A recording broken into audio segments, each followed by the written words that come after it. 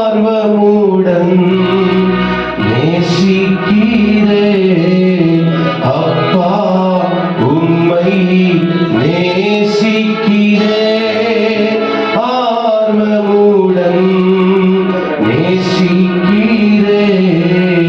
அப்பா உம்மை நேசிக்கிறேன் ஆர்வமுடன் நேசிக்கிறேன் அப்பா உம்மை நேசிக்கிறேன் ஆர்வமுடன்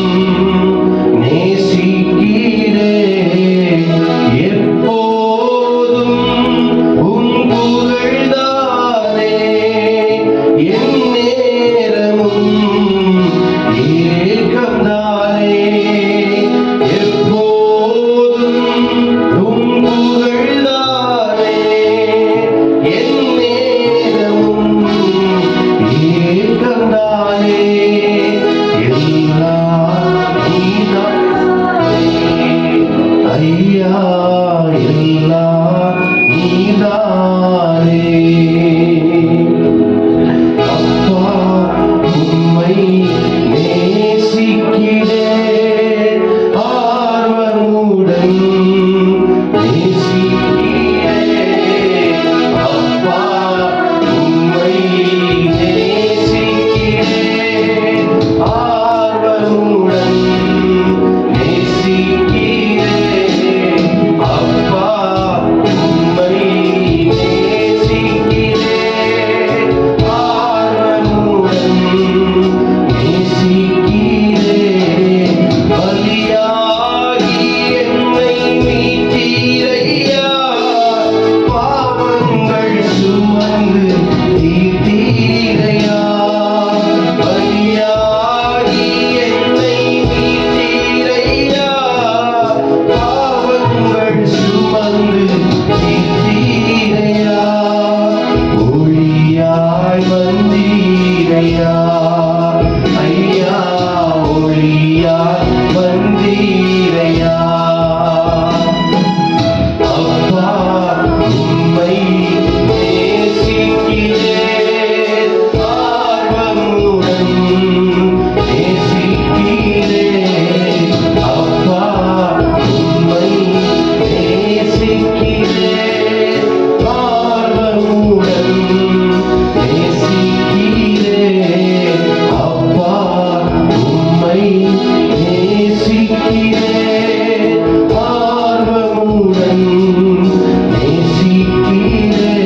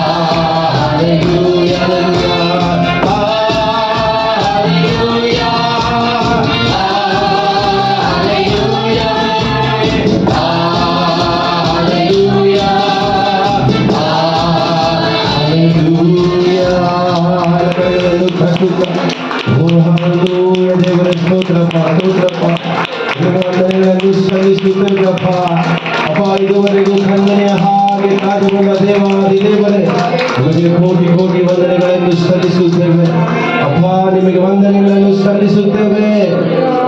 ಹಲ್ಲೆಲೂಯಾ, ಹಲ್ಲೆಲೂಯಾ, ಆಮೆನ್. ಕನ್ನಡ ಹಾಡುಗಳನ್ನು ಹಾಡಿ ದೇವರ ನಾಮವನ್ನು ಪ್ರಾರಂಭಿಸೋಣ.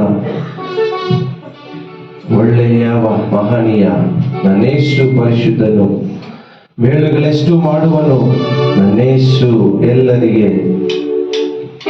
ಆದರಣೆ ಆತನೇ, ಆಶ್ರಯವೂ ಆತನೇ.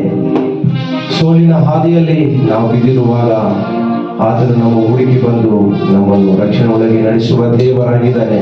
ಈ ಬೆಳಗಿನ ಸಮಯದಲ್ಲಿ ಎಲ್ಲ ಕರೆಗಳನ್ನು ತಟ್ಟುತ್ತಾ ಉತ್ಸಾಹದಿಂದ ಆತನ ನಾಮವನ್ನು ಮಾತ್ರ ಮಹಿಮೆಪಡಿಸೋಣ. ಹಲ್ಲೆಲೂಯಾ.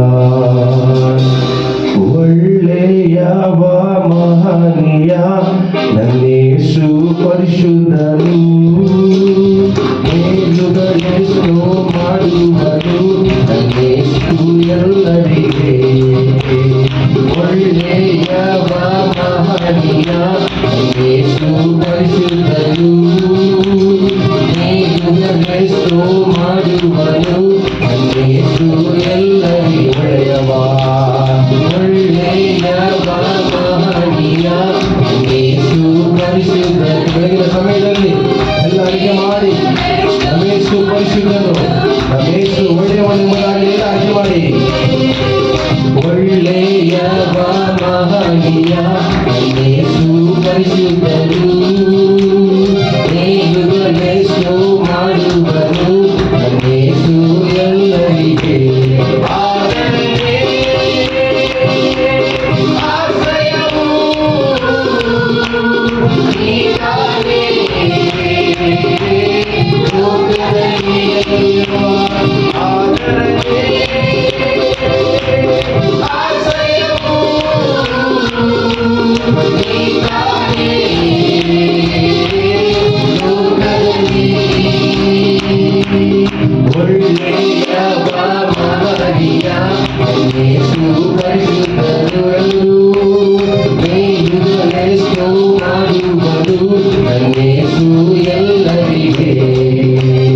ಒಳ್ಳೆಯ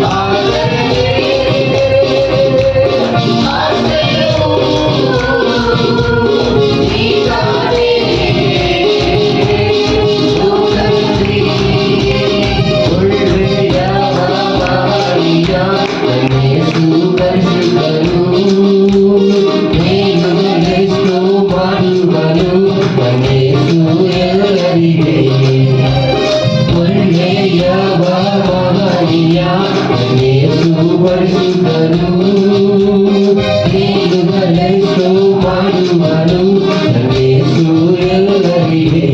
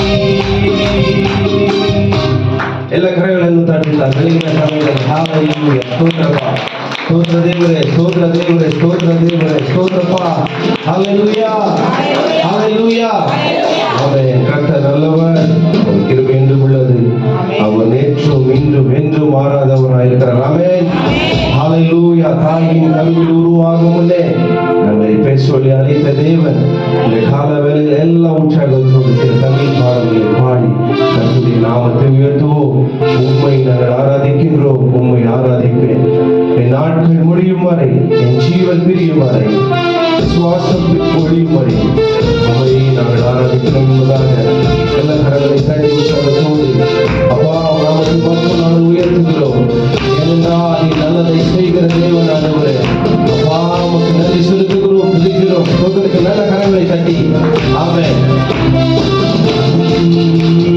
உம்மை ஆராதிப்பேன் உம்மை ஆராதிப்பேன் உம்மை ஆராதிப்பேன் உம்மை ஆராதிப்பேன் என் நாட்கள் முடியும் வரை என் ஜீவன் பிரியும் வரை என் சுவாசம் ஒழியும் வரை உம்மையே ஆராதிப்பேன் உம்மையே ஆராதிப்பேன்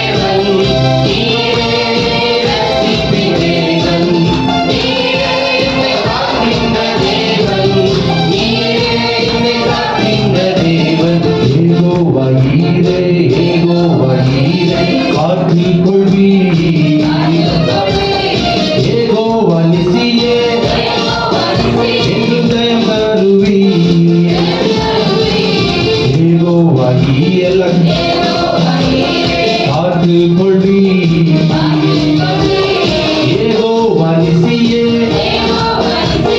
ஜெயம் தருவீர். நீரே என் நீதியின் தேவன், நீரே ரட்சிப்பின் தேவன், நீரே என்னை காக்கின்ற தேவன், நீரே என்னை காக்கின்ற தேவன், நீரே நீதியின் தேவன், நீரே ரட்சிப்பின் தேவன், நீரே என்னை காக்கின்ற தேவன், நீரே என்னை காக்கின்ற தேவன், நீரே என் நீதியின் தேவன், நீரே என் ரட்சிப்பின் தேவன், நீரே என்னை காக்கின்ற தேவன், நீரே என்னை காக்கின்ற தேவன், நீரே என் நீதியின் தேவன், நீரே என் ரட்சிப்பின் தேவன், நீரே என்னை காக்கின்ற தேவன், நீரே என்னை காக்கின்ற தேவன், நீரே என் நீதியின் தேவன், நீரே என் ரட்சிப்பின் தேவன், நீரே என்னை காக்கின்ற தேவன், நீரே என்னை காக்கின்ற தேவன். அல்லேலூயா, கர்த்தரே ஏகமாய் துதியுங்கள். அவர் நடத்தும் செயல்களெல்லாம் பார்த்தோரை துதியுங்கள். வல்லமையாய் கிரிய செய்யும் வல்லோரை துதியுங்கள். எல்லோரையும் ஏற்றுக்கொள்ளும் இயேசுவை துதியுங்கள். ராஜாதி ராஜனாம் இயேசுராஜன் பூமியில் ஆட்சி செய்வார். அல்லேலூயா, அல்லேலூயா, தேவனை துதியுங்கள். அல்லேலூயா, அல்லேலூயா, தேவனை துதியுங்கள். தம்புரோடும் வீணையோடும் கர்த்தரை துதியுங்கள். இரத்தத்தினால் பாவங்களை போக்கிட துதியுங்கள். மேற்காலமும் கைகாலமும் உடனிட துதியுங்கள். ஏகாலமும் மாறாதவர் இயேசுவை துதியுங்கள். ராஜாதி ராஜனாம் இயேசுராஜன் பூமியில் ஆட்சி செய்வார். அல்லேலூயா, அல்லேலூயா, தேவனை துதியுங்கள். ராஜாதி ராஜனாம் இயேசுராஜன் பூமியில் ஆட்சி செய்வார். அல்லேலூயா, அல்லேலூயா, தேவனை துதியுங்கள். அல்லேலூயா, அல்லேலூயா, தேவனை துதியுங்கள். அல்லேலூயா, அல்லேலூயா, தேவனை துதியுங்கள். உழுந்திடும் வல்லமை உலகத்தின் வல்லமை, ஆவி வல்லமை, அநீதி வல்லமை. உழுந்திடும் வல்லமை உலகத்தின் வல்லமை, ஆவி வல்லமை, அநீதி வல்லமை.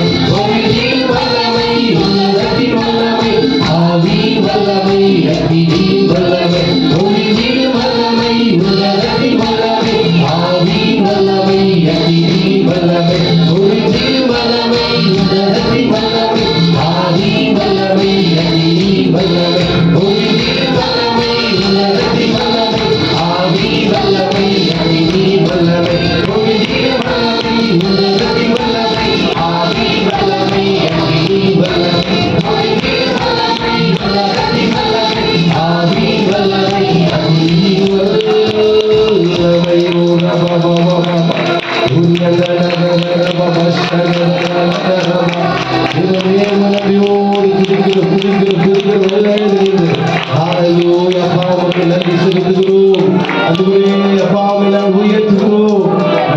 நீர் ஒருபோதும் எங்களை மறவாதவரே, உமக்கு நன்றி செலுத்துகிறோம். ஹல்லேலூயா, ஆமென், ஆமென், ஆமென், ஆமென், ஆமென். ஆராதனை உமக்கே, ஆராதனை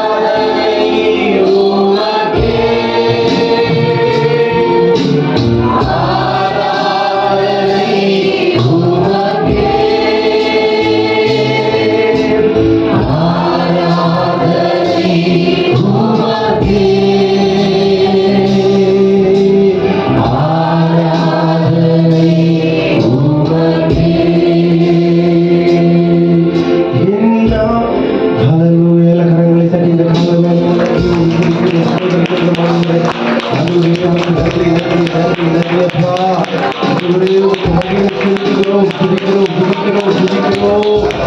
ஹalleluya. உம்மை தான் நம்பியிருக்கிறோம் ஆண்டவரே. அப்பா, உம்மை போல் ஒருவர் யாரும் இல்லை ஆண்டவரே. அப்பா, உம்மை போல் ஒரு நேசிக்கிறவர் எங்களுக்கு யாரும் இல்லை ஆண்டவரே. அப்பா, எங்களுக்காக பலியானவர் நீங்க அப்பா.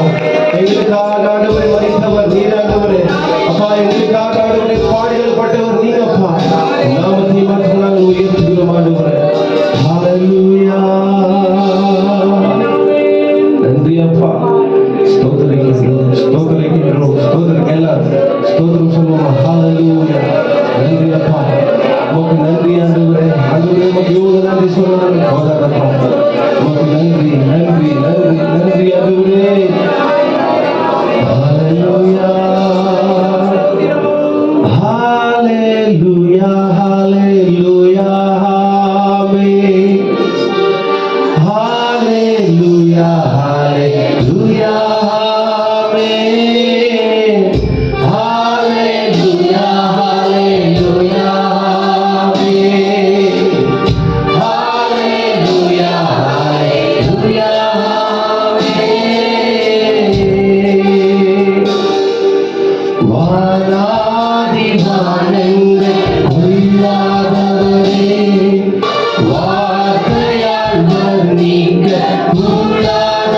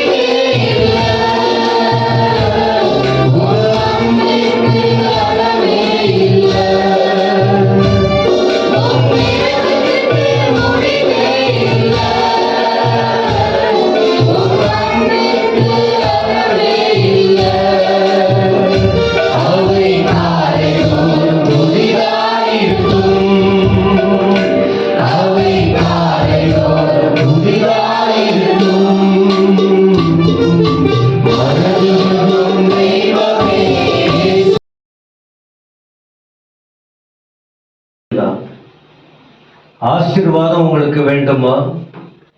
இப்ப சொல்ற வார்த்தையை கேட்கணும், அவ்வளவுதான். ஆசீர்வாதம் வேணும்னா ஆசீர்வாதத்திற்கு ஆப்போசிட் என்ன தெரியுமா?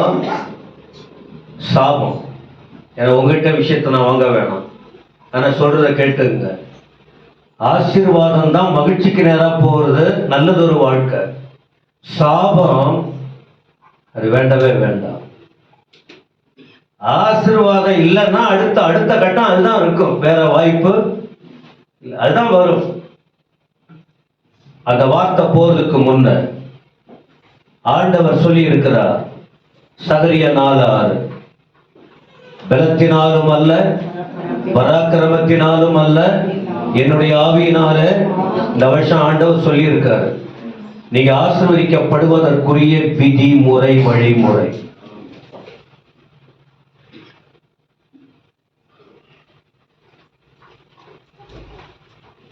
ஆசீர்வதிக்கப்படுவதற்கு கர்த்தர் ஏற்கனவே வார்த்தை சொல்லிட்டாரு.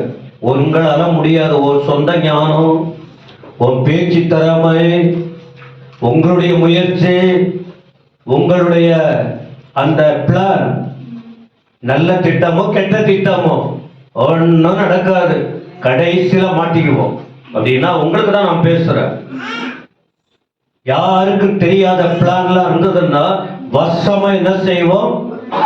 ஆனா என்ன விஷயம்னா, யாரால மட்டும்தான் முடியும்? தேவனால் மட்டும்தான் முடியும். எந்த தேவனால் முடியும்? பிதாவாகிய தேவனால், கர்த்தராகிய இயேசு கிறிஸ்துவினால், பரிசுத்த. அப்ப இந்த உணர்வுக்குள்ளே நாம எல்லாருமே ஒண்ணு புரிஞ்சுக்கணும். சில நேரத்துல இது நீங்க தப்பா சில நேரத்துல வளர்ந்து இருப்பீங்க. மேடையில நின்று பேசுறாங்களே அவங்க ஒழுங்கா அப்படின்லாம் வரும். உங்களுக்கு தப்பான கான்செப்ட், உங்களுக்கு அந்த குணத்தை நீங்க மாத்திக்கணும். நான் பல முறை சொல்லியிருக்கேன், மேடையில இருந்து பேசுறவங்க பக்கம் 3 விரல் போகும். அந்த மனசாட்சி அவங்களுக்கு இருக்கும். ஒண்ணுக்கு நீதிபதியாகிய கர்த்தர் இந்த பெரிய விரல் மேல போகும். நீதிபதி பார்த்துக்கிட்டு இருக்காரு, உங்க பக்கம் 1 விரல். அப்போ உங்களை விட முன்னின்று பேசுறவங்க ஆண்டவருக்கு அதிகமா கணக்கு. அதை நீங்க விரல் நீட்ட வேண்டிய அவசியம். இதை சாகர வரைக்கும் இதயத்துல எழுதி கொள்ளுங்க. இப்படி நீங்கள் இருந்தால்தான் உங்களுக்கு ஆசீர்வாதம். இல்லாவிட்டால் ஆசீர்வாதத்திற்கு மாறான காரியம்தான் வரும் என்பதை மறந்துடாதீங்க. இப்ப ஆண்டவர் சொல்லி இருக்கிறார், என்னுடைய ஆவியினால எனக்கு எல்லாம் இருக்குப்பா, எல்லாத்தையும் பார்த்துக்குவேன். கண்டிப்பா உங்களால முடியாது. இன்னைக்கு செய்தி நான் வசனத்தை படிக்க சொல்றேன், எழுந்து நிக்க சொல்லலான்னு இருந்தேன். சரி, அந்த பகுதி தான் படிக்க போறேன்.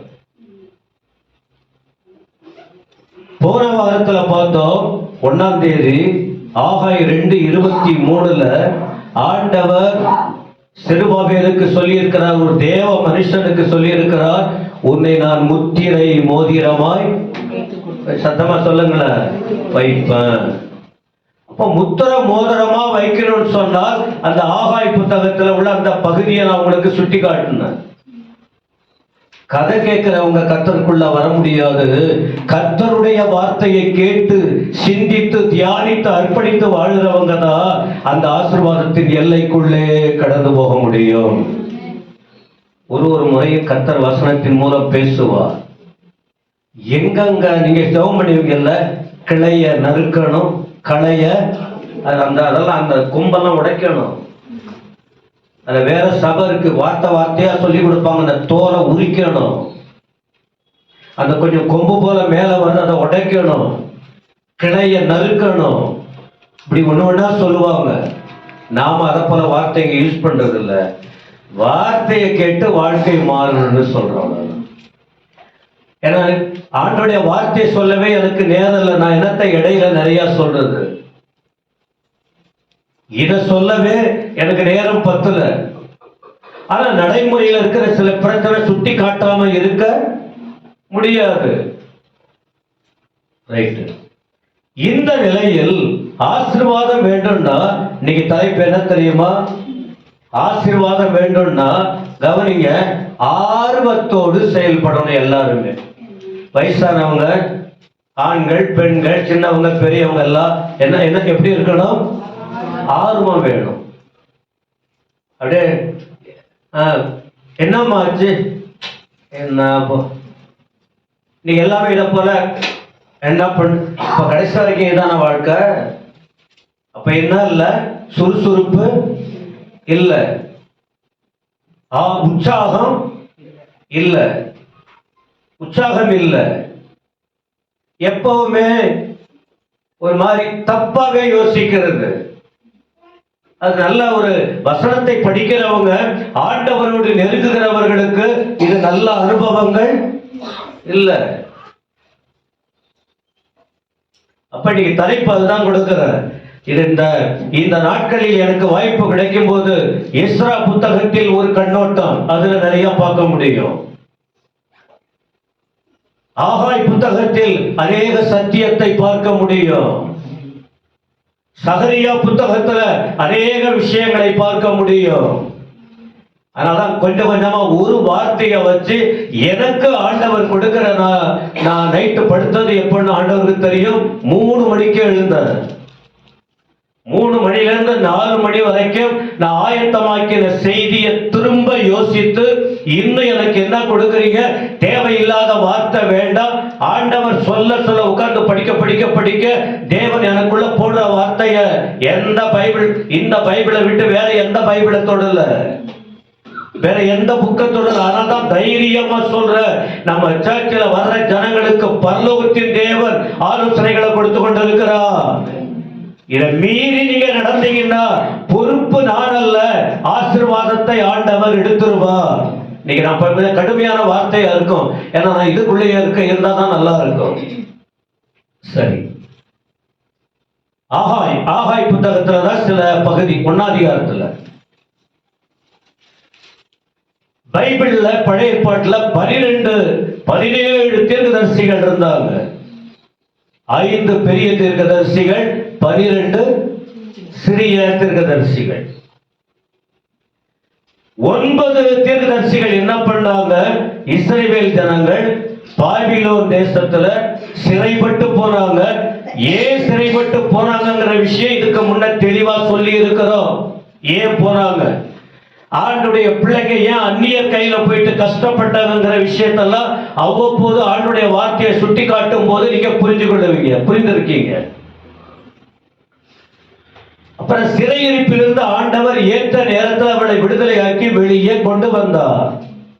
அப்போ 3 தீர்க்கதரிசிகள் சிறையிருப்புக்கு பிறகு தேவ பிள்ளைகள் தம்முடைய சொந்த தேசமான இஸ்ரவேல் தேசத்தில் வந்து தேவனுடைய காரியத்தை நிறைவேற்றுவதற்கு அந்த நிலையில் அப்படியே ஆலோசித்துக் கொண்டிருக்கும் போது 3 தீர்க்கதரிசிகள் அங்க அவர்களுக்கு உதவியா ஆண்டுடைய வார்த்தையை தெளிவா சொல்லி இருக்காங்க. ஏன்னா அந்த சபைக்கு உட்பட்டவர்கள் அந்த தீர்க்கதரிசிகள் எல்லாம்.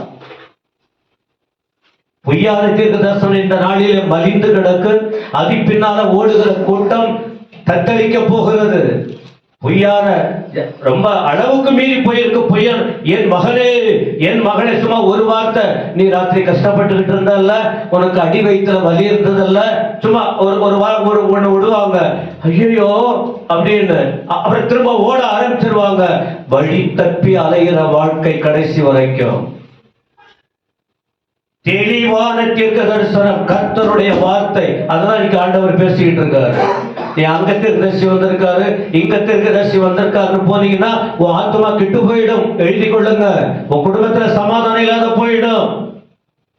யாரும் சொன்னாங்க வாங்க போகலாங்களா, உங்க ஆத்மாவுக்கு கண்ணி வைக்கிறாங்கன்னு எடுத்துக்கொள்ளுங்க. பல வருஷ சர்ச்சில் வளர்ற ஜனங்கள் தீர்க்க தரிசனத்தை நாடி ஓடாமல் கர்த்தருடைய வசனம், இதற்குள்ள பெரிய தெளிவான வார்த்தைகள் இருக்கு, இதை படித்து இதை ஜெபித்து இதை கேட்டு உட்கார்ந்து கேட்டு பாருங்க, உங்க வாழ்க்கை முழுவதும் இதற்குள்ளேயே அடங்கி இருக்கு.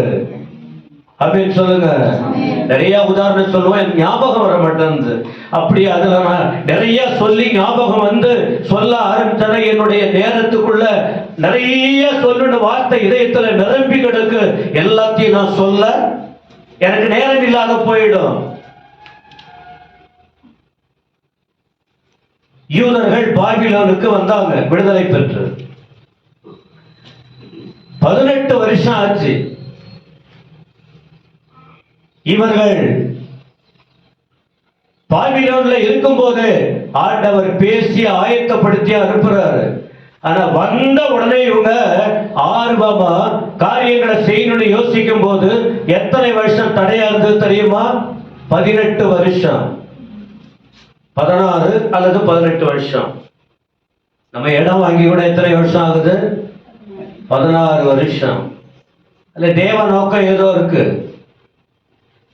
இது 16 வருஷம் 18 வருஷம் தடைப்பட்டது காரணம் என்ன தெரியுமா? ஒண்ணு ஜனங்களின் அசதி, இரண்டாவது எதிரிகளின் சூழ்ச்சி. எதிரிங்க என்ன பண்ணுவாங்க? தப்பா பேசிக்கிட்டே இருப்பாங்க, சோர்ந்து போயிடுறாங்க. நான் உங்களை விட மாட்டேன், எதிரிகளின் வார்த்தை. இவங்க என்ன பண்றது? அவங்களை போல இவங்க அட்டி தட்டிட்டு இறங்க முடியாது. ஆண்டவர் என்ன சொல்லுகிறார்? தேவ நடத்துதல் என்ன? அந்த உணர்வுக்கு ஒப்பு கொடுக்கிறாங்க. 18 வருஷம் போயிடுச்சு. இந்த நேரத்துலதான் எஸ்ரா 5ஆம் அதிகாரம் முதல் வசனம் படிச்சு பாருங்க. அங்க நான் கடந்த நாட்களில் கூட அந்த வார்த்தை சொல்லி இருக்கிறேன். எஸ்ரா 5ஆம் அதிகாரத்தின் முதல் வசனம். அப்பொழுது ஆகாய் தீர்க்கதரிசியும் இத்தோபின் குமாரனாகிய சகரியா என்னும் தீர்க்கதரிசியும் யூதாவிலும் எருசலேமில் உள்ள யூதருக்கு இஸ்ரவேல் தேவனின் நாமத்திலே தீர்க்க தரிசனம். கொஞ்சம் கவனிக்கணும். யார் நாமத்தில் தீர்க்க தரிசனம் சொல்றாங்க? இஸ்ரவேலின் தேவனுடைய நாமத்துல. அதான் நான் சொல்ல வந்தேன். தேவன் சொன்னா கண்டிப்பா இது நடக்காதுன்னா நடக்காது, நடக்கும்னா நீங்க பல இடத்துக்கு ஓடுறீங்கள. சில நல்லா இருக்க, எல்லாம் நடந்திருக்கா? உடம்பு குழப்பம் தான் வருது, நஷ்டம் தான் வருது, மேல மேல வந்துகிட்டு தான் இருக்கு. இந்த 2 பேர் கர்த்தரால் நியமிக்கப்பட்ட தீர்க்கதரிசிங்க. தேவனால் நியமிக்கப்பட்ட தீர்க்கதரிசிகள் இப்பொழுது இஸ்ரவேலின் தேவனுடைய நாமத்தில் என்ன ஆண்டவரால் அழைக்கப்பட்டவங்க. அவர் சொல்ற வார்த்தையை தான் சொல்லுவாங்க. சத்தமாக சொல்லுங்க. கண்ணை திறந்த வசனங்களை கேளுங்க. தேவனுக்காக வாழுறவங்க, தேவனுக்காக வைராக்கியமா இருக்கிறவங்க, தேவனோடு நடக்கிறவங்க மனுஷிகத்துக்கு இடம் கொடுக்க மாட்டாங்க. ஆனால் தேவனால் நடத்தப்பட்டு சொல்றவங்களை மனுஷிகத்துல உள்ளவர்கள் ஏற்றுக்கொள்ள, அந்த கூட்டம் ஏற்றுக்கொள்ளாது. ஏன்னா அவங்க தேவனுக்குள்ள இருந்தால், அவர்கள் வேதத்துக்குள் இருந்தால், அவர்கள் அபிஷேகத்துக்குள் இருந்தால், அவர்கள் தேவனுடைய சத்தத்துக்குள் இருந்தால், இதுதான் தேவன் இடைப்படுகிற விதம் தெரிஞ்சுக்கிட்டா தேவனால் நடத்தப்படுகிற தீர்க்கதரிசிகள் சொல்லுகிற வார்த்தையை ஆமோதித்து அங்கீகரித்து கீழ்ப்படிந்து இதுதான் வழி, தேவன் நம்மோட தெளிவாய் பேசுகிறார், இனி என்னுடைய வாழ்க்கையில் மாற்றத்தை உருவாக்கி ஆண்டவர் இந்த மனுஷர்கள் மூலமா, இந்த தேவ மனுஷன் மூலமா ஆண்டவர் என்ன பேசுகிறாரோ அதை மட்டும் நாம சொல்லணும். அதை நம்ம கேட்டு நடக்கணும்னு அர்ப்பணிப்பாங்க. தனி வழியோ தனி திட்டங்களோ கண்டிப்பா அவர்களுக்கு இருக்கவே. சத்தமா சொல்லுங்க. உங்களில் ஏதாவது உண்டா? தேவன் பல முறை வசனத்தின் அடிப்படையில் தேவ மனுஷர்கள் மூலமாய் அவர் பேசும்போது உங்கள் வாழ்வில் தடுமாற்றமா, தெளிவான பாதையில போறீங்களா? யாரா இருந்தாலும், வாலிபர்கள்னா உங்கள் வழி, வயசானவங்கன்னா உங்கள் வழி, இளைஞர்கள்னா அவரவர்களுக்கும். ஏன்னா அனைவருக்கும் வேதம் ஒன்றுதான். சின்ன பிள்ளைகளுக்கு வேற வேதம் இல்ல, வாலிபர்களுக்கு வேற வேதம் இல்ல, வயசானவங்களுக்கு வேற வேதம் இல்ல. எல்லா கிறிஸ்தவர்களுக்கு ஒரே ஒரு வேதம் தான். எல்லாருக்கும் இந்த வேதம் தான்.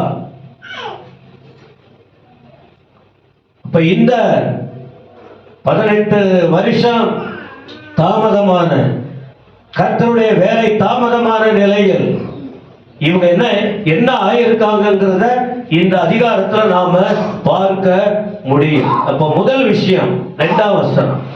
முதல் வசனம் யாருங்கிறத நம்ம பார்க்க முடியும்.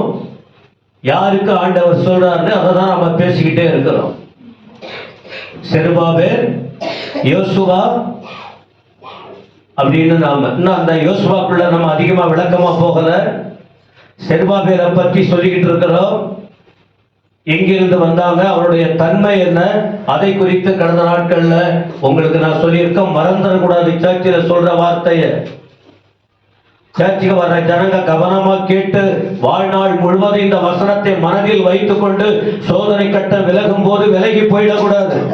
சோதனை கட்டம் வரும்போது ஆண்டவர் இந்த வசனத்தை உணர்த்துவார். மறந்து போய் நீங்க போனீங்கன்னா ஒரு நாள் வரை இந்த வசனமே உங்கள் முன்னால வந்து நிற்கும். 4 காரியம் தான் இப்ப சொல்றேன்.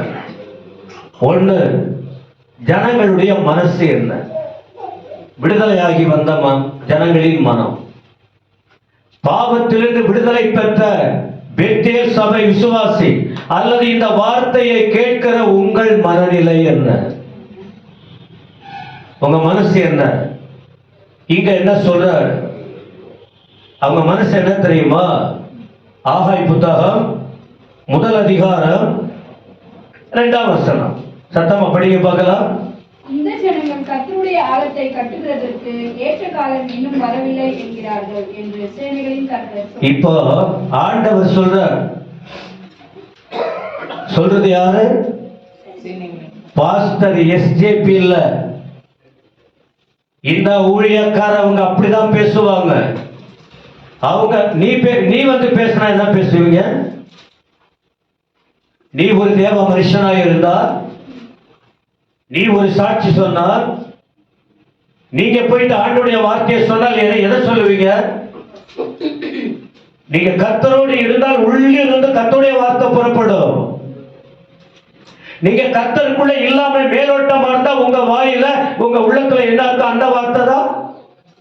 அப்ப எது தேவ வார்த்தை, எது தேவன் சொல்ற வார்த்தை நம்ம நல்லா புரிஞ்சுக்க முடியும். தேவ வார்த்தை எது தெரியுமா? யார் பேசுற வார்த்தை தேவ வார்த்தை தெரியுமா? வேத வசனத்தை இருக்கிறபடி தெளிவா யாரு கற்றுக் கொடுக்கிறாங்க அவர்கள் தான் கர்த்தரால் நடத்தப்படுறவங்க. சும்மா ஜோக் கட்டிட்டு அதெல்லாம் நிறைய இருக்கு. அதுதான் நிறைய பேருக்கு ஆசையா இருக்கும். ஓகே, அப்ப இவர் வந்து தெளிவா சத்தியத்தை சொல்றாரு. ஆகாய் தீர்க்கதரிசி யார் சொன்ன வார்த்தையை சொல்றாரு? சொல்லுங்க. கர்த்தர் சொன்ன வார்த்தை, ஆண்டவர் சொன்ன வார்த்தை. என்ன சொல்றாருன்னா, அதுக்கு முதல்ல ஒரு வார்த்தை சொல்லிடுறேன். இவங்க என்ன ஆர்வம் காட்டல தெரியுமா? என்ன ஆர்வம் காட்டல? பாழாய் போன தேவனுடைய ஆலயத்தை கட்டுவதற்கு அவர்களுக்கு இன்னும் மனசு இல்லை. ஏற்கனவே பல வருஷம் ஆயிடுச்சு. கர்த்தர் வாசம் பண்ண இடம். இதை இப்பவே சொல்லிடுறேன். நம்முடைய வாழ்க்கையில் இந்த சரீரமாகிய ஆலயம், இந்த ஆவி ஆத்மா சரீரம் என்று சொல்லப்படுகிற உங்கள் வாழ்க்கை இடிக்கப்பட்டு கிடக்கு. இதை கட்டி எழுப்ப உங்களுக்கு மனசு இல்ல. அவன் சரியா? நான் அப்படிதான் இருப்பேன். அவன் சரியா? நான் அப்படிதான் பேசுவேன். அவங்க மட்டும் என்ன அப்படி இருக்காங்க, நான் மட்டும் இப்படி இருக்கிற. மற்றவங்களை பார்த்து சூடு போட்டுக்காதீங்க. உங்க ஆத்மாவை கட்டி எழுப்புவதற்கு ஆர்வம் காட்டுங்க. உங்க ஆத்மாவை கட்டி எழுப்ப, உங்க குடும்பத்தை கட்டி எழுப்ப. எத்தனை நாளைக்கு மற்றவங்க அவன் அவன் அவள் அவள் இவன் அவங்க அவங்க அவள் சொல்லிட்டு எத்தனை நாள் ஏமாந்து போறீங்க? உங்க ஆத்மாவை கட்டி எழுப்ப. கடைசி காலத்துல வாழுறோம். அவர்கள் தங்கள் தங்கள் வாழ்க்கையை கட்டி எழுப்புவதற்கு ஆர்வம் காட்ட வேண்டும். இந்த இடத்துல ஆர்வம் காட்டல. ஏற்கனவே கர்த்தருடைய ஆலயம் மிக சிறப்பாக கட்டி உலகம் முழுவதும் அற்புதமாய் பேசப்பட்ட ஆலயம் எதிரிகளின் திட்டத்தாலே ஆண்டவர் அனுமதித்து அந்த ஆலயம் இடிக்கப்பட்டுடுச்சு, பாழா போயிடுச்சு. சாத்தா உள்ள வந்துட்டான். ஆனா ஆண்டவர் அதை கட்டி எழுப்புன்னு விரும்புறாரு. இவர்களும் என்ன பண்ணல, இதற்கு கவனம் செலுத்தாம என்ன கவனம் செலுத்துறாங்க? அப்ப என்ன சொல்றாங்க? வேதம் என்ன சொல்லுது? 2 கொரிந்தியர் 6:2 ஏற்கனவே உங்களுக்கு போட்டிருக்கோம், நீங்க பார்த்துங்க. ஏசாயா 49:8 2லயும் பார்க்கிறோம். ஹலோ, பாழானதை சரிப்படுத்து, இதுதான் ரட்சணிய நாள், இதுவே அதுக்குறாக எனக்கு என்னால இப்ப முடியாது, எனக்கெல்லாம் இன்னும் ஒரு 5 வருஷம் போகட்டும், இன்னும் ஒரு 4 வருஷம் போகட்டும், நான் அப்புறம் இன்னும் என்னத்துக்கு இன்னும் நான் அதுக்குள்ள போயிட்டா என்ன பண்ணுவீங்க? இவங்க அப்படிதான் சொல்றாங்க. அந்த வார்த்தைகளை நீங்க கவனிங்க. இந்த ஜனங்க என்ன சொல்றாங்க? 2ஆம் வசனத்துல, கர்த்தருடைய ஆலயத்தை கட்டுவதற்கு ஏற்ற காலம் இன்னும். ஆமா, இவங்க குறி சொல்லிட்டு உட்கார்ந்து இருக்காங்க. இவங்க அப்படியே போட்டு பார்த்துக்கிட்டு இருக்காங்க, ஜோசியம் பார்க்கறாங்க. அந்த ஜோசியம் இந்த ஜோசியம், அவங்களுக்கு என்ன தெரியும்? எங்க நேரம் இன்னும் வரல. கர்த்தரை தடை செய்தா ஒண்ணும் பண்ண முடியாது. தேவன் தீர்மானிக்கும் போது மனுஷங்க தடையா இருக்கணும். ஏன் மனுஷனுடைய புத்தி தெளிவா இல்ல? தேவனுடைய அவசரம் புரியல, தேவனுடைய இணைய கொதிப்பு புரியல, மனுஷகத்தை நிரப்பி வச்சிருக்காங்க இவங்க. அதனாலதான் இன்னும் கர்த்தருடைய நாள் வரல. ஆண்டவர் சொன்னாரா நேரம் வரலன்னு? ஆண்டவர் சொன்னாரா? அதுக்கு என்ன பதில்? அதுதான் நம்ம பவுல் சொல்றாரு, குடிக்கிறதுக்கும் சாப்பிடுறதுக்கும் அழிந்து போகிற காரியத்திற்கும் நேரத்தை செலவழிக்கிற காலமா? நாட்கள் பொல்லாதவைகளானதால் காலத்தை பிரயோஜனப்படுத்திக் கொள்ளுங்கள். இதான் பவுல் ஆவியானவர் முதல் சொல்ற வார்த்தை. நீங்களே சொல்லிக்கிட்டு அவங்க அப்படிதான் சொல்லுவாங்க, இவங்க அப்படிதான் சொல்லுவாங்க, ஏமாந்து போயிடாதீங்க. ஆனா வேத வார்த்தை சொல்லுது, இன்னைக்கு ரட்சணிய நாள், இன்னைக்கு மரணம் வந்தா என்ன பண்ணுவீங்க? இன்று கர்த்தர் வந்தால் என்ன பண்ணுவீங்க?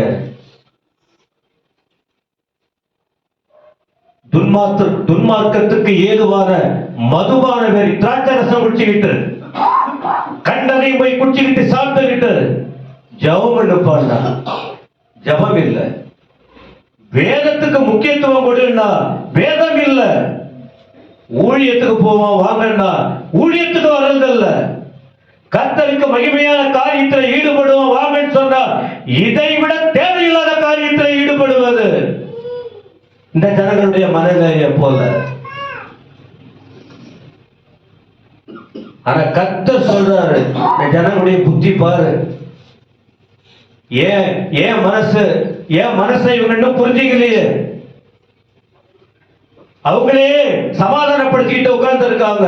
ஏற்ற காலம் இன்னும் வரல அப்படின்னு என்ன பாருங்க, ஜனங்கள் எங்க இருக்கிறாங்க, ஜனங்க எங்க உட்கார்ந்து இருக்காங்க, ஜனங்க எதை சிந்திக்கிறாங்க, ஜனங்க எதை பேசுறாங்கன்னு யாருக்கு தெரியும்?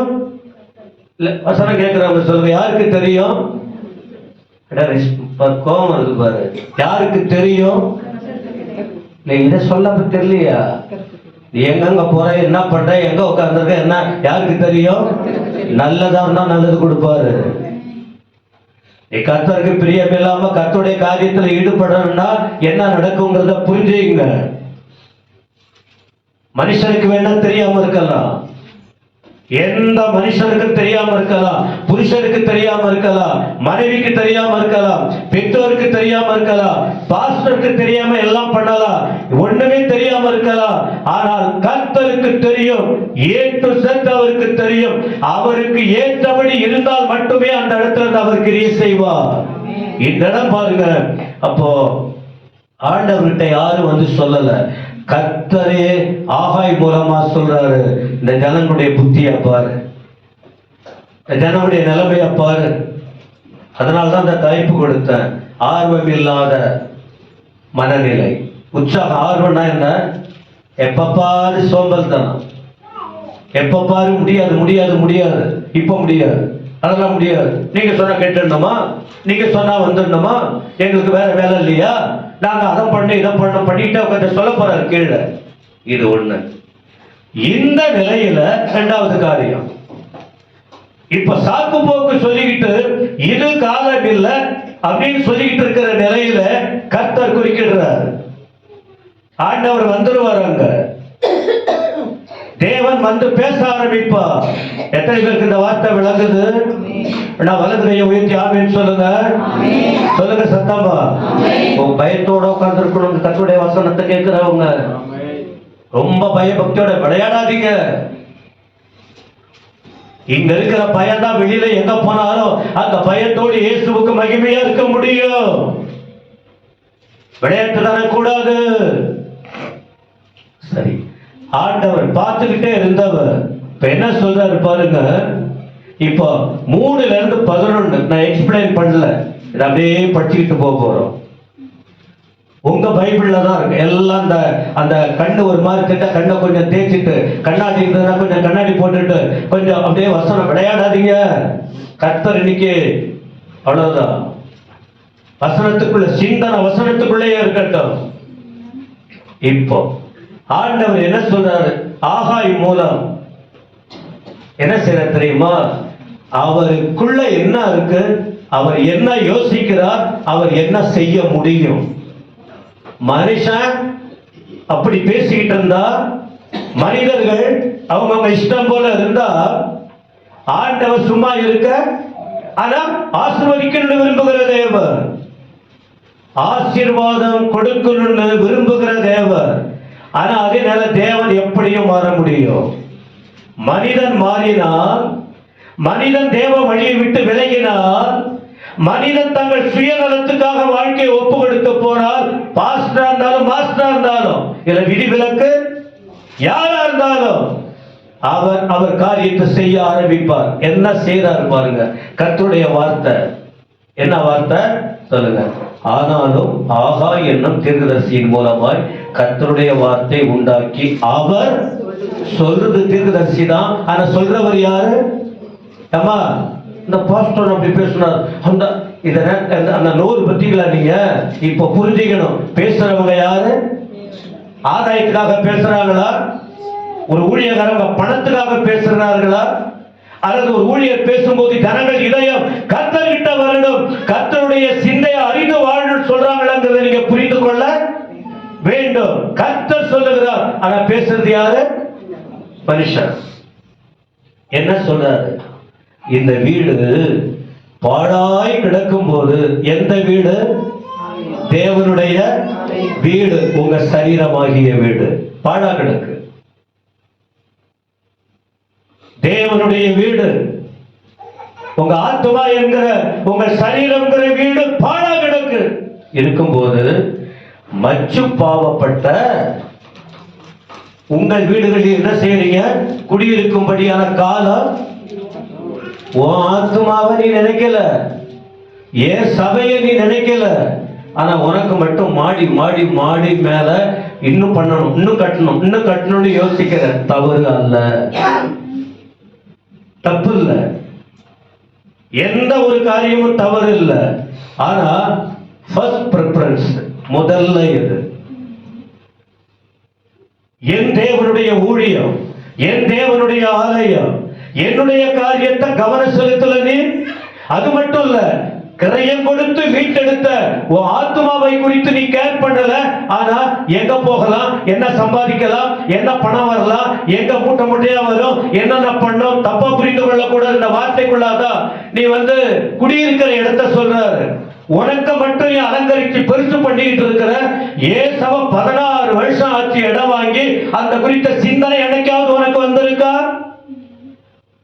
5 வருஷம், 10 வருஷம், 20 வருஷம், 30 வருஷம் உன்னை பாவத்தில் கிடந்த உன்னை மீட்டெடுத்து என் ரத்தத்தால சுத்திகரித்து இந்த உலகத்தில் உன்னை வழி நடத்தி கொண்டிருக்கிறேன். இந்த ஆத்மாவை சாத்தான் கெடுக்க பார்க்கிறா. இதுல கவனம் வைத்து என்னைக்காவது இந்த ஆத்மா பரலோகத்துக்கு வரணுங்கிற உணர்வோடு இருக்க நீ கவனம் வைக்கிறியா? உன் ஆத்மா இதுவா காலம், இதுவா காலம் ஓடிக்கிட்டு இருக்கிறதுக்கு. 5ஆம் வசனம்.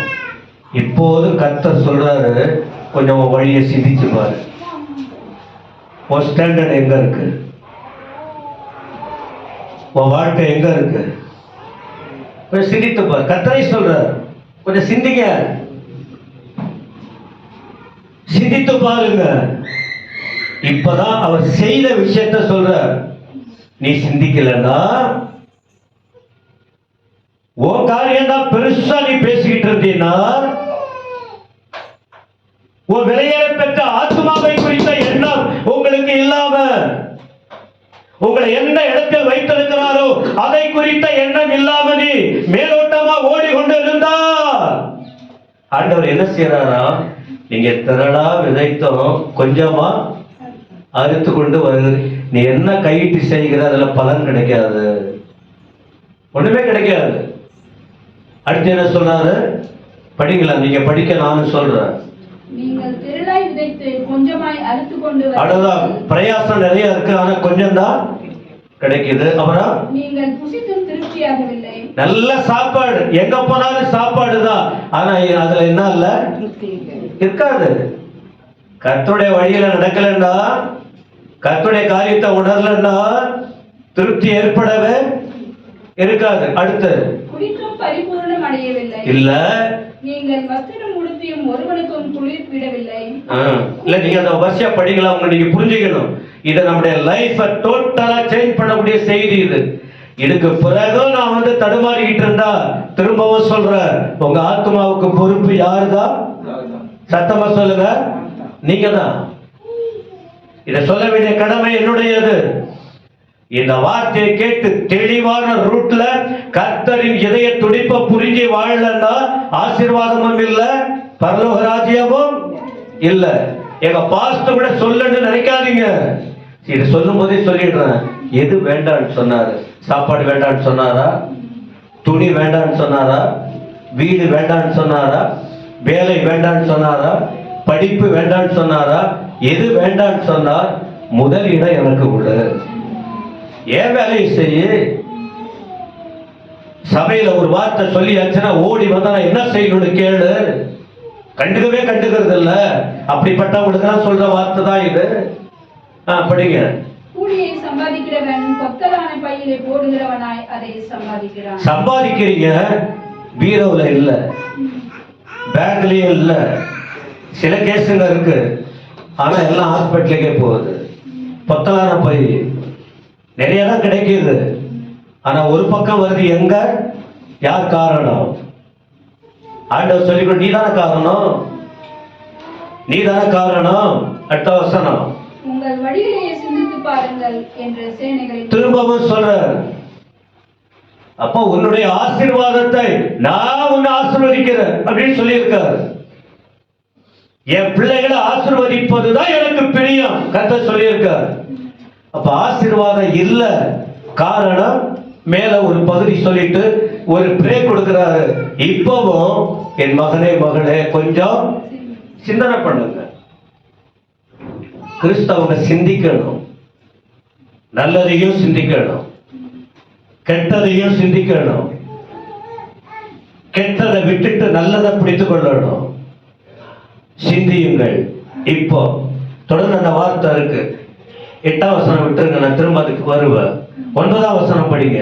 அதிகமாய் வரும் என்று நீங்கள் எதிர்பார்க்கிறீங்க, நிறைய கிடைக்கும், நிறைய கிடைக்கும், இந்த வழியில நிறைய கிடைக்கும் என்று. இதோ கொஞ்சம் கிடைத்தது. அவ்வளவுதான். ஏன்னா கர்த்தருடைய ரூட்டாங்கல்ல. ஹலோ அம்மா ஐயா, எந்த ஒரு காரியம் செய்தாலும் யார் அங்க இருக்கணும்? சத்தமா சொல்லுங்க. எல்லாரையும் தெளிவாக்குற வார்த்தை. ஊழியமா இருந்தாலும் சபையா இருந்தாலும் எல்லாருக்குமே உரிய வார்த்தை. குறைவாதான் வருது, கொஞ்சம் தான் கிடைக்குது. நீங்க அறுத்து வீட்டுக்கு கொண்டு வரீங்க. நான் அதை என்ன பண்றேன்? நிறைய பேருக்கு தெரிய மாட்டேன். நிறைய தான் கையில இருக்கு. ராத்திரி பகலா கஷ்டப்படுற, எனக்கு அப்படி கஷ்டம் கஷ்டம் கஷ்டம் கஷ்டம். ஆனா ஏன் இப்படி நடக்குது? என்ன நடக்குது தெரியுமா? அங்க ஒருத்தவர் இருந்து ஊதி போடுறாரு. யாரு? யாரு? வாயை திறக்க மாட்டேன்றீங்க. யாரு?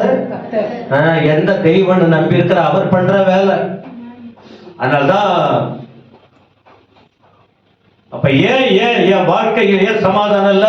என் குடும்பத்துல நிலைமை ஏன் தொடர்ந்து இப்படி வருது? அங்கே கர்த்தருக்கு முதலிடம் இல்ல. நீங்க உட்கார்ந்து யோசிக்கணும். எப்போதும் 1000 செய்தி கேட்டுட்டீங்க, 1000த்துல 1 இது 1 அப்படின்னு நினைச்சுக்கிட்டு போறீங்களா? என்ன நமக்கு தெரியாது. ஊதி போடுறார். எதனால தெரியுமா? எதனால ஊதி போடுற? ஆண்டவர் எந்த லெவலுக்கு இறங்குவார் ஐயா? சபையில உள்ள மக்களை நீங்க புரிஞ்சுக்கணும். ஆண்டவர் எதையும் செய்ய இறங்கிடுவார், நல்லதுக்கும் இறங்கிடுவார். அவருக்கு ஏற்றபடி நாம இருந்தா, தேவ வாக்குக்கு விரோதமா மனுஷிகத்துக்கு இடம் கொடுத்து நீங்கள் உங்க இஷ்டப்படி போனால் அந்த லெவலுக்கு அவர் கீழே இறங்கி வர முடியும். ஆகாய் மூலமா சொல்றார், ஊறி போட்டுருவேன். நான் உன்னை ஆசீர்வதிக்கணும், உன்னை நிரப்பணும், உன்னை நிம்மதியா வைக்கணும், உன்னை உயர்த்தி ஆசீர்வதிக்கணும் கர்த்தர் விரும்புகிறார். ஆனால் இதெல்லாம் நடக்குதா? நான் ஊறி போட்டுருவேன்றாரு. ஏன் அப்படின்னா, எது நிமித்தம் என்றால், என் வீடு பாழாய், நீங்க திரும்ப திரும்ப பார்க்கணும், என் வீடு ஜெப வீடு, என் வீடு சபையாகிய வீடு, என் புது ஆலயமாகிய வீடு, உங்களை என் உயிரை கொடுத்து மீட்டெடுத்த ஒரு சரீரமாகிய வீடு, ஓ கையில கொடுத்த உன் புருஷன், ஓ கையில கொடுத்த மனைவி, ஓ கையில கொடுத்த பிள்ளை, ஓ கையில கொடுத்த அப்பா அம்மா, உன்னிடத்தில் கொடுக்கப்பட்ட உன் ரத்தம், உன் சொந்த சரீரம், உன் அக்கா தங்கச்சி, அந்த ஆத்மாவுக்காக என்ன பண்ற? சமாதானப்படுத்துறியா? ஐக்கியப்படுத்துறீங்களா? சுயநலத்துக்காக உடைச்சி விடுறீங்களா? அழ வைக்கிறீங்களா? கலங்கடிக்கிறீங்களா? ஓ சுயநலத்துக்காக ஏதாவது பண்ணிக்கிட்டு இருக்கீங்களா? ஒண்ணுலாத பண்ணிடுவ, ஒண்ணுலாத செஞ்சிடுவ, ஊறி போட்டுருவ. பாழாய் கிடக்கு. என் ஜனங்களை நீ அழ வச்சுக்கிட்டு இருக்க, என் ஜனங்களை தவறா வழி நடத்திக்கிட்டு இருக்க, என் ஜனங்களை ஏன் பக்கம் திருப்பாம, ஏன் சித்தத்தை செய்யாம, நான் வாசம் பண்ணக்கூடிய இடத்தை நீ கேவலமா பண்ணிக்கிட்டு இருக்கிற.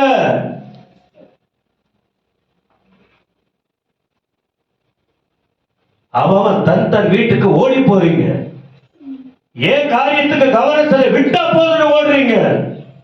ஆனா விட்டா போதுன்னு எதுக்கு ஓடுற? எனக்காகவா ஓடுற? ஓ சுயத்தை, ஓ இச்சையை நிறைவேற்ற ஓடுற. உன் ராஜ்யத்தை கட்ட போற, உனக்கு பேர் வரும்படி தேடுகிற. ஆனா நான் அந்த இடத்துல மகிமைப்படல.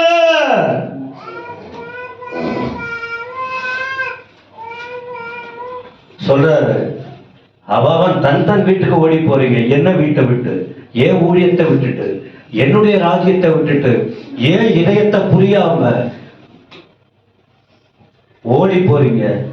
இது நிமித்தமே என்று சேனைகளின் கர்த்தர் இதோட விட்டாரா? அதோட விட்டாரா? 10ஆம் வசனம் பாருங்க. ஆதலால் உங்கள் மேல் இருக்கிற வானம் பனியை பெய்யாமலோ பூமி பலனை கொடாமலோ, அன்னைக்கு இஸ்ரவேல் ஜனங்கள், இன்னைக்கு சபைக்கு வருகிற கிறிஸ்தவர்கள். தேவன் எங்கெங்க கையை வைப்பார் நமக்கு? ஹலோ, தேவன் எப்ப என்ன செய்வார் நமக்கு? ஆனா ஒண்ணு நீங்க ஆழமா புரிஞ்சுக்கணும், நம்மளை ஆசீர்வதிக்கணுங்கிறது கர்த்தருடைய விருப்பம். தன் பிள்ளைகளை மகிழ வைக்கணும், தன் பிள்ளைகளை உயர்த்தணும், தன் பிள்ளைகளை மேன்மைப்படுத்தணும், தன் பிள்ளைகளை பயன்படுத்தணும், தன்னுடைய பிள்ளைகளை ஆசீர்வதிக்கணும். இதுல எந்த மாற்றம்? ஆனா அன்றைக்கு இஸ்ரவேலர், இன்றைக்கு ரட்சிக்கப்பட்ட கிறிஸ்தவர்கள். பனிய பெய்யாது, பூமி பலன் கொடுக்காத அளவுக்கு பண்ணிடுவார். நான் நிலத்தின் மேலும் மலைகளின் மேலும் தானியத்தின் மேலும் புது திராட்சை ரசத்தின் மேலும் அப்புறம் எண்ணெயின் மேலும் பூமியில் விளைகிற எல்லாவற்றின் மேலும் மனுஷரின் மேலும் மிருகங்களின் மேலும் கைப்பாடு அனைத்தின் மேலும் வறட்சியை. இலங்கையில ஏன் வறட்சி வந்தது? பாகிஸ்தான்ல ஏன் வறட்சி வந்தது? தேசத்தில வறட்சி வராதா? உன் வீட்டுக்குள்ள வறட்சி வராதா? கடன் கடன் கடன் கடன். ஏன் ஏன் முன்ன நிலைமை இல்ல? கர்த்தருடைய வார்த்தைக்கு பதில் கொடுங்க. போய் வீட்டுல போய் படித்து உன் பிள்ளைகளுக்கு எடுத்து சொல்லுங்க. கேட்டா கேட்கட்டும், கேட்கலாம் போகட்டும். கர்த்தருடைய சத்தத்தை கேட்டு போயிட்டு ஒரு வீட்டாருக்கு சொல்லுங்க. ஆண்டவர் இல்லாம ஒண்ணும் பண்ண முடியாது சாக்கு போக்கு சொல்லிக்கிட்டு இருக்கோம். நேரம் இல்ல, நேரம் இல்ல, நேரம் இல்ல. எல்லாத்துக்கும் நேரம் இருக்கு. தெய்வ காரியத்துக்கு நேரம் இல்ல. ஆண்டவர் இதயத்தை புரிந்து செயல்படுவதற்கு நேரம் இல்ல.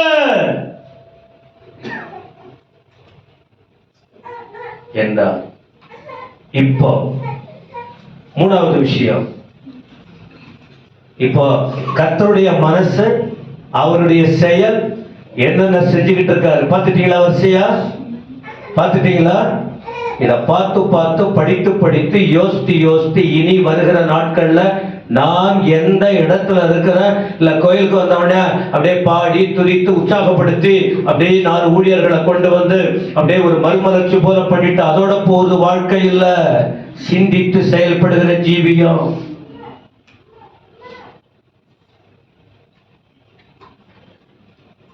சரி, இப்ப தேவனுடைய எதிர்பார்ப்பு என்ன? இப்ப இதெல்லாம் சொல்லியாச்சு. இதாப்பா என் விஷயம்.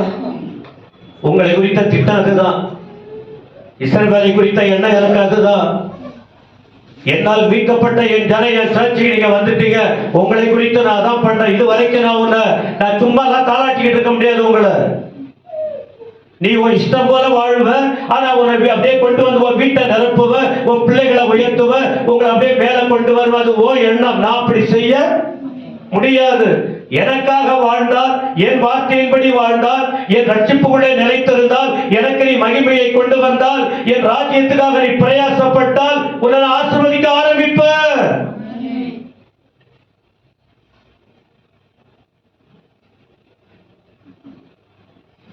இப்ப சொல்ற என்ன செய்யணும்னு சொல்ற 8ஆம் வசனம், ஆண்டோட எதிர்பார்ப்பு. சரி, தப்பு பண்ணிட்டோம். நான் எனக்கு எனக்கு எனக்கு வரக்கூடிய சந்ததி பல வருஷம் நாங்க ஆனா என்னை பத்தி யோசிக்கல, என் சபையை பத்தி யோசிக்கல, என் ஜனங்களை பத்தி யோசிக்கல. செத்து மடிகிறாங்க ஜனங்க, அவங்கள பத்தி யோசிக்கல. ஓ குடும்பத்தை பத்தி கூட யோசிக்கல. ஓ குடும்பத்தை கட்டி காக்க நீ ஓ குடும்பத்தை உடைச்சு போட்டுக்கிட்டு இருக்க, அதுக்கு நீ முக்கியத்துவம் கொடுக்கல. இதெல்லாம் எனக்கு தெரியும், நான் பார்த்துக்கிட்டு இருக்கிறேன். ஆனா சும்மா இருக்க மாட்டேன். ஆனாலும் ஒரு வாய்ப்பு கொடுக்கிற. என்ன சொல்றாரு? மலைக்கு ஏறிப்போ, கொஞ்சம் பிரயாசப்படு. 8ஆம் வசனம், மரங்களை வெட்டு, ஆலயத்தை கட்டு, அப்பதான் நான் பிரியமா இருப்பேன், என் மகிமை வெளிப்படும். சும்மாலாம் மகிமையை இறக்கும், வல்லமையை இறக்கும், கருப்பையை இறக்கும், ஒரு மண்ணாங்கட்டி ஒண்ணு இல்லாத போயிடும். எனக்கு நானா இருந்தாலும் நீயா இருந்தாலும் விளையாடுறோம். நம்முடைய வாழ்க்கையை விளையாண்டுகிட்டு இருக்கோம்.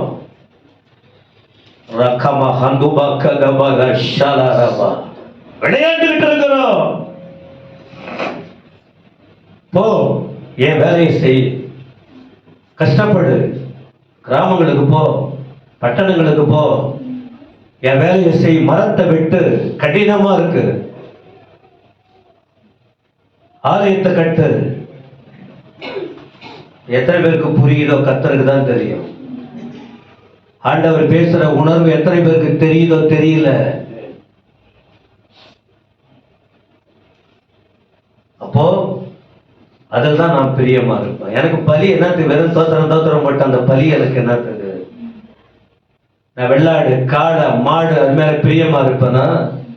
எனக்கு ஏற்றபடி உன் ஆலயத்தை கட்டி உன் ஆவி ஆத்மா சரீரத்தை ஒப்பு கொடுத்து பரிசுத்தமா நீ காத்து கொண்டீங்கன்னா அதுல நான் பிரியமா இருப்பேன். என் ஜப வீடு, அந்த ஜப வீட்டை நீ கள்ள குகையா மாற்றினா நான் எப்படி அதுல பிரியமா இருப்பேன்? எல்லா ஜனத்துக்கும் என் வீடு ஜப வீடு, ஜப வீடு, உன் இருதயமாகிய வீடு, உன் குடும்பமாகிய வீடு, சபையாகிய வீடு. இந்த சபையாகிய வீட்டை கள்ளர் குகை, சண்டை போடுறது கள்ளர் குகை, குழப்பம் பண்ணுவது கள்ளர் குகை, பிரச்சனைகளை உண்டு பண்ணுவது கள்ளர் குகை, சமாதானத்தை கெடுப்பது கள்ளர் குகை. தேவ ராஜ்யத்தை கட்டாம எல்லாரையும் ஒன்றுபடுத்தி ஐக்கியப்படுத்தி தேவனுக்கு மகிமையா செயல்படாம அங்க இங்க பேசி இங்க அங்க பேசி ஒற்றுமையை உடைச்சி தீமையை உருவாக்கி கள்ளர் குகையா மாற்றுகிற கள்ளர்கள் நீங்கள். எல்லா ஜனங்களுக்கு என் வீடு ஜப வீடு என்னப்படும்.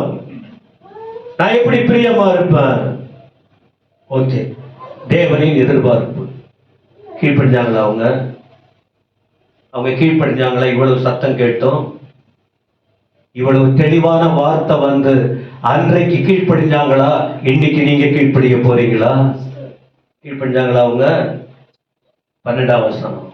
அப்பொழுது செயல்தியேலின் குமாரனாகிய செருபாபேலோ யோசாக்கின் குமாரனாகிய யோசுவா என்னும் பிரதான ஆசாரியனும் ஜனத்தில் மீதியான அனைவரும் தங்கள் தேவனாகிய கர்த்தருடைய சத்தத்துக்கும் தங்கள் தேவனாகிய கர்த்தர் அனுப்பின ஆகா என்னும் தீர்க்கதரிசியினுடைய வார்த்தைகளுக்கும் செவி கொடுத்தார்கள். ஜனங்கள் கர்த்தருக்கு முன்பாக பயந்திருந்தார்கள். தச்சில இருக்கீங்களா இல்லையா? இருக்கீங்களா இல்லையா? இந்த செய்திக்கு பிறகும் நீ சேஞ்ச் ஆகலன்னா, என் லைஃப் நான் யோசித்து ஆண்டவருக்கு முன்னால யோசித்தது என் வாழ்க்கை எங்க போய்கிட்டு இருக்கு எந்த நீ யோசிக்கலன்னா அத்தனை ஆசீர்வாதத்தையும் இழந்துருவீங்க. ஆனா இவங்க என்ன பண்ணாங்க? சொன்ன வார்த்தையை கேட்டாங்க. கேட்கணும். ஒரு மனுஷன்னா கர்த்தருடைய வார்த்தையை என்ன செய்யணும் சொல்லுங்க? கேட்கணும். கேட்டாங்க, செவி கொடுத்தார்கள். அப்படின்னா கீழ்ப்படிஞ்சாங்க. இன்னொன்னு பண்ணாங்க, கர்த்தருக்கும் பயந்தாங்க, ஊழியக்காரனுக்கும் பயந்தாங்க. இந்த நடுக்கம் இருக்கணும் சபையில உள்ளவங்களுக்கு. நாங்களும் மனுஷன் தான், அவங்களும் மனுஷன் தான், அவங்களும் பாஸ்ட் தான், நாங்களும் பாஸ்ட் தான். ரொம்ப கர்வம். அழைக்கப்பட்டவர்களே வேற, மேலோட்டமா இருக்கிறவங்களே வேற, எல்லாரையும் ஈக்குவல் பண்ணிக்கிட்டு இருக்க. நான் எழுத்து தெரியுங்கிறதுனால, சில விஷயம் தெரியுதுங்கிறதுனால மற்றவங்களை ஒப்பிட்டு பண்ண ஆகாயே வேற, மற்றவங்களே வேற, சகரியாவே வேற, மற்றவங்க வேற, கர்த்தர் பிரித்தவங்க வேற, கர்த்தர் அபிஷேகம் பண்ண வச்ச பிளேஸே வேற. எல்லாம் ஒன்னா எப்படி மாறிட முடியும்? அவர்கள் ஸ்தானத்துல சொன்னாங்க, கர்த்தருக்கும் பயந்தாங்க. சொன்ன கர்த்தருடைய வார்த்தையை சொன்ன ஆகாய் தீர்க்கதரிசிக்கும், யாத்திராகமம் 14:31 கூட நீங்க பார்க்க முடியும். மோசேக்கும் பயந்தாங்க, தேவனுக்கும். எப்ப தெரியுமா? சிவந்த சமுத்திரத்துல பார்வோன எதிரிகளை தண்டிக்குள்ள அழுத்தின பிறகு சிலருக்கு சில நேரத்துல அடையாளம் காண்பித்தாதான் அந்த பயம் வரும். காலை தொட்டாதான் புரியும், தலையை தொட்டாதான் தெரியும், நெஞ்சில ஏதோ ஒண்ணு வந்தாதான் தெரியும். ஐயோ பயமா இருக்கு. அது வரைக்கும் ஆண்டவர் எந்த லெவலுக்கு இறங்குவார்? எத்தனை பேருக்கு இருக்கிறீங்க? அப்படின்னு சொல்ல முடியுமா? தேவன் தொடுறதுக்கு வேண்டாம். அவர் தொட்டால் நமக்குள்ள வல்லம, கிருபை, அபிஷேகம், ஆசீர்வாதம் வருகிற தொடுதலுக்கு ஒப்பு கொடுக்க. சில நேரத்தில் ஆண்டவர் சொல்லுவார், பேசுவார், நடத்துவார். அப்புறம் கொஞ்சம் போனா அந்த சிவந்த சமுத்திரத்துல கூட தள்ளுறதுக்கு தயங்க மாட்டார்.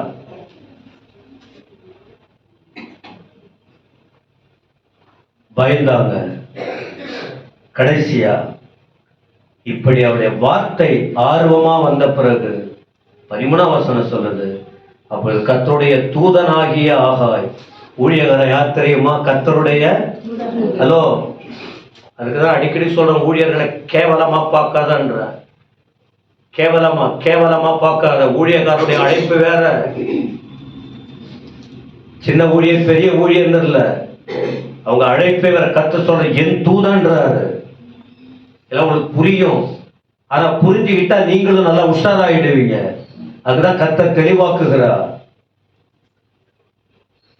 கர்த்தருடைய தூதனாகிய ஆகாய், கர்த்தர் தூதன் அனுப்பிய வார்த்தையின்படி ஜனங்களை நோக்கி, நான் உங்களோடு கூட எப்போ நான் உங்களோட இருக்கிற, ஆசீர்வதிக்கிற தேவன் உங்களோட இருக்கிற, வழி நடத்துகிற தேவன் உன்னோட இருக்கிற, உனக்கு இழந்ததெல்லாம் கொடுக்கிற தேவன் உன்னோடு கூட எப்போ நான் சொல்ற வார்த்தைய கேட்டு கீழ்ப்படிந்து அதின்படி நடக்கும் போது, இப்ப ஆண்டவர் சொல்ற நான் உன்னோடு கூட இருக்கிறேன்.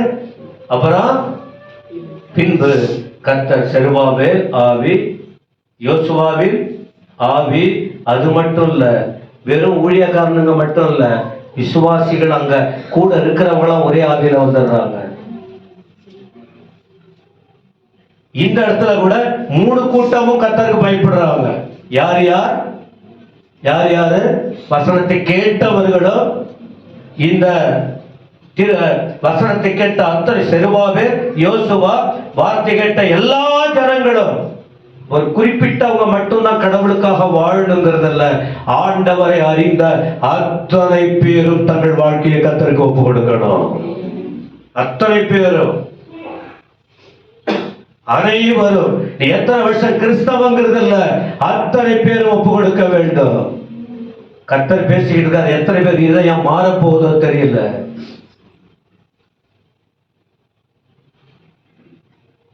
அப்படி ஒப்பு கொடுத்தவர்கள் மேல என்ன சொன்னாரு?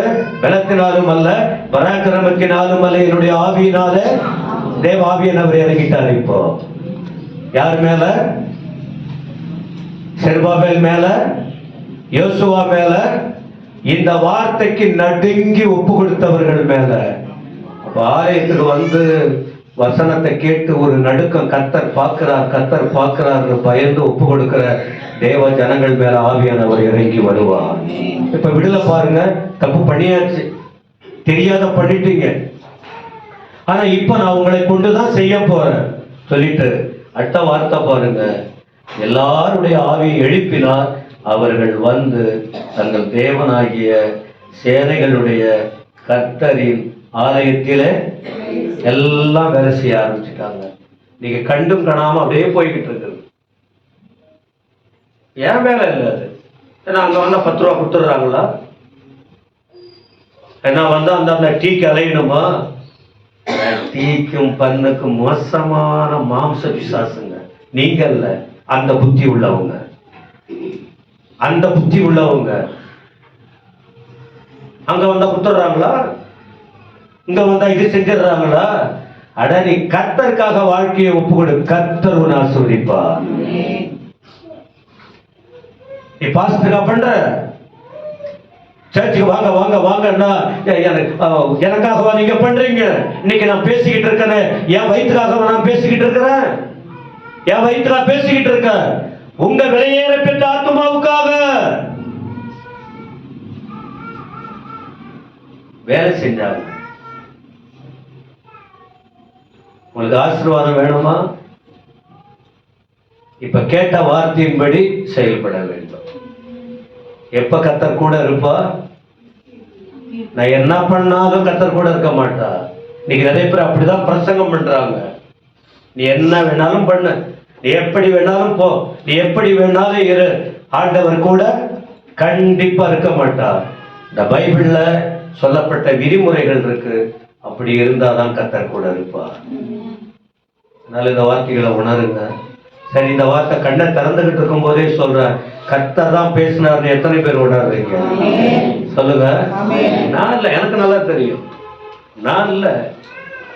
ஏன்னா நான் 40 இந்த ஊருக்கு நான் ஊழியத்துக்கு, இந்த ஊருக்கு ஊழியத்துக்கு வந்து 38 வருஷம் முடிஞ்சிருச்சு. இந்த ஊருக்கு இன்னும் நான் போராடிக்கிட்டு இருக்க முடியாது.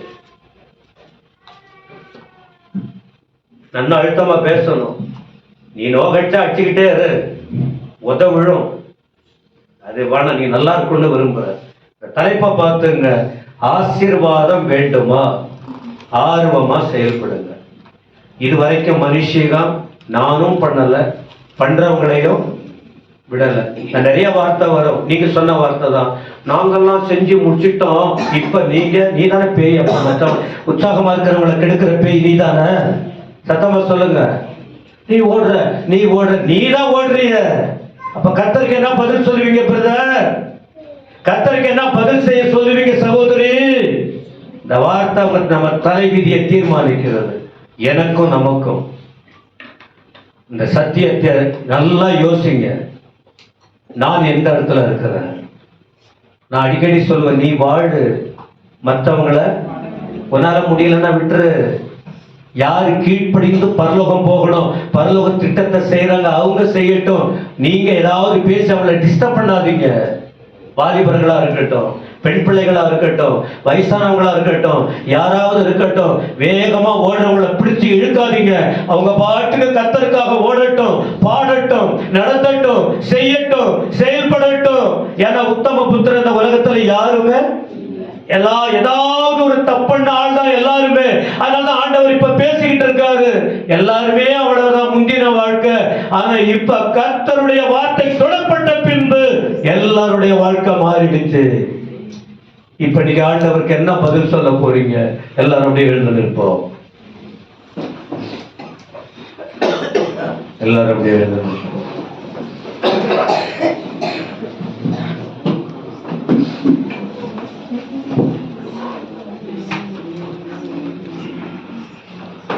உண்மை அன்பு உணர்வுள்ள இதயம் உமை நோக்கி பார்க்கும் உள்ளார்ந்த எண்ணம். உண்மை அன்பு உணர்வுள்ள இதயம் உமை நோக்கி பார்க்கும் உள்ளார்ந்த எண்ணம். உன்னதரே நீ தந்தது உம்மன்பால் தான் வந்தது. உன்னதரே நீ தந்தது உம்மன்பால் தான் வந்தது. உண்மை அன்பு உணர்வுள்ள இதயம் உமை நோக்கி பார்க்கும் உள்ளார்ந்த எண்ணம். உண்மை அன்பு உணர்வுள்ள இதயம் உமை நோக்கி பார்க்கும் உள்ளார்ந்த எண்ணம். உன்னதரே நீ தந்தது உம்மன்பால் தான் வந்தது. உன்னதரே நீ தந்தது உம்மன்பால் தான் வந்தது. என் வாழ்விலே என் இயேசுவே எல்லாமே நீ தந்தது. என் வாழ்விலே என் இயேசுவே எல்லாமே நீ தந்தது. எல்லாமே நீ தந்தது. எல்லாமே நீ தந்தது. எல்லாமே நீ தந்தது. எல்லாமே நீ தந்தது. அவ்வளவுதாங்க வாழ்க்கை. அடுத்த நம்ம ஆண்டவர் இதயம் அப்படியே படம் பிடித்து காட்டியிருக்காரு. அவ்வளவுதான். மனுஷன் இதயம் என்ன? அவ்வளவுதான். இது இன்னைக்கு இந்த ஒரு செய்தி தான் வாழ்நாள் முழுவதும். ஆனா சோதனை கட்டம் வரும். நம்மளை தடுமாற வைக்கிறது தான் சாத்தானுடைய நோக்கம். எப்ப கர்த்தருடைய வார்த்தை ஆதாம் ஏவாளுக்கு போனதோ உடனே அவன் உள்ள வந்து பிரிச்சுட்டான். இன்னைக்கும் அதேதான். கர்த்தர் நம்மளை மேலான இடத்துல வைக்கணும்னு விரும்புறாரு. தலைப்பே பாருங்க, அவர் நம்ம ஆசீர்வதிக்கிற ஆண்டவர். நம்ம சந்தோஷமா இருக்கணும், நம்ம சமாதானமா இருக்கணும், நம்ம நிறைவோட இருக்கணும். இதான் தெய்வ நோக்கம். அதனால் தொடர்ந்து ஜெபம் பண்ணுங்க. இந்த செய்தி கொஞ்சம் அழுத்தமா போனாலும் ஆண்டவர் இதயம் இந்த 2026 பிப்ரவரியில தொடர்ச்சியான மாதங்கள்ல ஆண்டவர் எப்போதும் உமக்காக என்ன ஒப்பு கொடுத்துற ஆண்டவரே, என்னை தெளிவா நீங்க லீட் பண்ணுங்க ஆண்டவரே. நீங்க காட்டுற வழியில நான் நடக்கணும். எங்களை எவ்வளவு நேசிக்கிறீங்களே, எங்களுக்கு சொல்லிக் கொடுக்கிறீங்களே ஆண்டவரே. ஒரு புருஷன் சொல்லிக் கொடுக்க மாட்டாரு, ஒரு அப்பா அம்மா எங்களுக்கு சொல்லிக் கொடுக்க மாட்டாங்க, என் நண்பர்கள் கூட எங்களை சரியான வழியில நடத்த மாட்டாங்க. எங்களை நேசிக்கிற ஆண்டவர் இன்னும் நான் இப்படி இருந்தோம் இன்னும் எங்களை நீங்க நேசிக்கிறீங்க ஆண்டவரே. அதனால உங்க சர்ச்சில் என்னோட பேசியிருக்கீங்க. கரங்களை உயர்த்தி நல்லா கர்த்தரை ஸ்தோத்திரம் பண்ண முடியுமா? வசனத்தை கேட்டவங்க இதயத்துல இடைப்பட்டா ஸ்தோத்திரம் பண்ணுங்க. அவ்வளவு. இதுக்கு மேலேயும் மௌனமா இருந்தீங்கன்னா நான் என்ன சொல்லுவது? வேற வழி இல்ல, வேற வழி இல்ல, வேற வழி இல்ல. நான் உண்மையா பேசிக்கிட்டு இருக்கிறேன். இந்த வாழ்க்கை ஒண்ணு, பிரசங்க வாழ்க்கை ஒண்ணு, வெளி வாழ்க்கை ஒண்ணு பேசல. ஒரு ஆத்மாவுக்கு இடரல் இருக்கக்கூடாதுங்கிற உணர்வோடு நான் பேசிக்கிட்டு இருக்கிறேன். எல்லாம் மகிமை உமக்கு ஆண்டவரே. இந்த வருஷம் ஏதோ ஒண்ணு பண்ண போறீங்க. என் ஜனங்கள் இதயங்களை திறந்தருளும். எல்லாரையும் ஆசீர்வதிக்கணும். எல்லாருடைய கஷ்டம் மாறணும். எல்லாருடைய பிரச்சனை மறையணும். எல்லாருக்கும் அற்புதங்களை செய்யணும். எங்க சர்ச்சுக்கு வர்றவங்க ஒரு குறை இருக்கக்கூடாது. நீங்க கற்றுக் கொடுக்குறீங்க. என் பிள்ளைகளை உங்களை நான் நடத்துவேன், உங்களை மேன்மைப்படுத்துவேன், உங்களை பயன்படுத்துவேன், உங்களை ஆசீர்வதிப்பேன், உங்களை சந்தோஷமா வைப்பேன். ஆனா எனக்காக மட்டும் நீங்க இருங்க. நீங்க சொல்லிக் கொடுக்குறீங்க. நீங்க சொல்லிக் கொடுக்கிற வழியில நாங்க நடக்கும் போது எங்க தகப்பனை போல இந்த உலகத்துல வேறு யாரும் மகிமையாய் நடத்துகிறேன். அனைவரையும் ஆசீர்வதியும். துரிகர மகிமை ஏற்றுக்கொள்ளும். இயேசுவின் நாமத்தில் வேண்டிக் கொள்கிறோம் பிதாவே. இப்படி கர்த்தரா இருக்கிற இயேசு கிறிஸ்துவின் கிருபை, பிதாவாகிய தேவனுடைய அன்பு, தூய ஆவியானுடைய ஆசீர்வாதம் நம்ம எல்லாரோடும் ஏசப்பா வர வரைக்கும் நிலைத்திருப்பதாக. என் ஆத்துமாவே